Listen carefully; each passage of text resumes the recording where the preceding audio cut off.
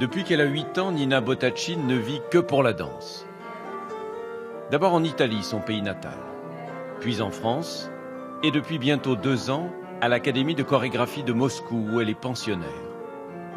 C'est l'une des écoles les plus réputées au monde, l'une des plus exigeantes sans doute aussi.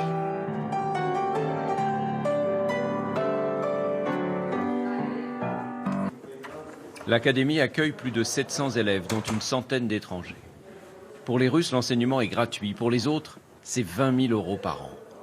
Mais pour le bonheur de Nina, sa mère, qui est professeure d'histoire de l'art en Italie, est prête à tous les sacrifices. Et ça, c'est moi et ma mère à Barcelone.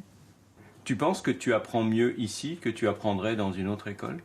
Bah, sûrement, dès que je suis venue ici, j'ai fait énormément de progrès et je me sens très bien ici. Je pense que le meilleur lieu où on peut se trouver, c'est où on est content et où on se trouve bien. Et moi, ici, je me sens bien. On n'enseigne pas que la danse dans cette académie. C'est toute une culture qu'Irina Bachourina et les autres professeurs veulent inculquer à leurs élèves, quelle que soit leur nationalité. Ils doivent être pleins de connaissances et non pas des coquilles vides. Parce que si un danseur n'a qu'une très bonne technique, mais aucune profondeur spirituelle, c'est très ennuyeux de le regarder danser. Une tradition d'excellence transmise de génération en génération depuis près de 250 ans.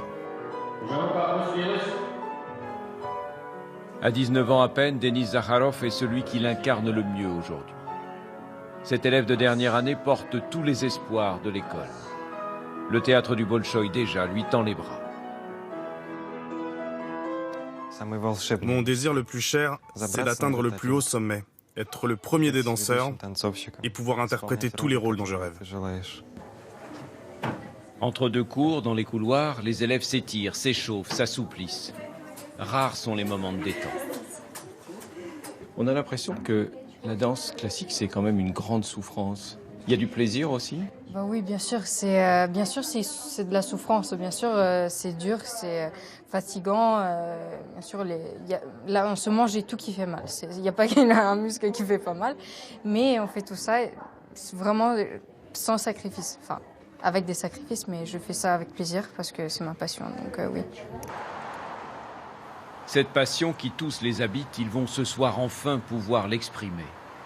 Sur la scène d'un vrai théâtre, le Stanislavski, en plein centre de Moscou, devant un vrai public. Des semaines et des semaines de répétition pour en arriver là. Un hommage à Marius Petipa, le chorégraphe français qui, il y a plus d'un siècle, était le maître de ballet de la cour du Tsar à Saint-Pétersbourg. Chacun à sa façon tente de surmonter le trac. C'est d'autant plus difficile pour Nina que sa mère vient tout juste d'arriver d'Italie. Pour rien au monde, elle n'aurait manqué le spectacle.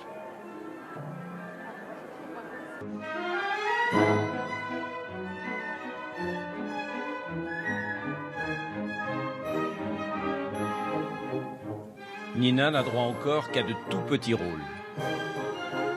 Il faut les yeux d'une mère pour l'apercevoir là, au premier rang, au milieu des autres danseuses.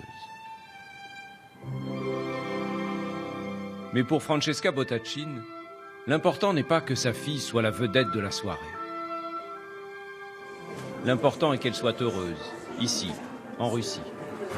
J'aime beaucoup la liberté et sa liberté, c'est sa vie.